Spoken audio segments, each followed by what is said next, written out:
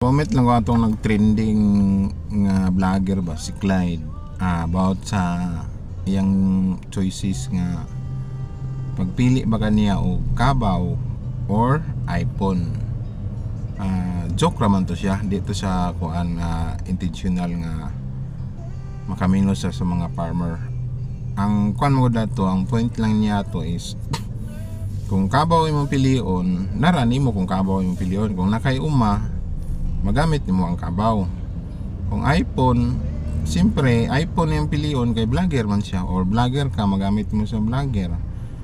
Kung naka sa syudad, kabaw ka mong pilion, abro ka naman naitigway ang kabaw.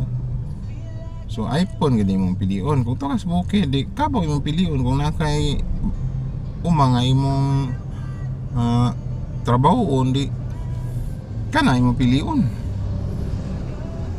Di kaya mga kuan kay na nagsakit na kay tungod sa atong video, nakaminos daw siya. So dili man na sa wala man to siya nang ingon nga no kaminos siya, is iya lang gipagpili ba sa iyang pag-deliver sa iyang speech, pagpili niya mga kung kinsay imong pilion, kabaw ba o iPhone.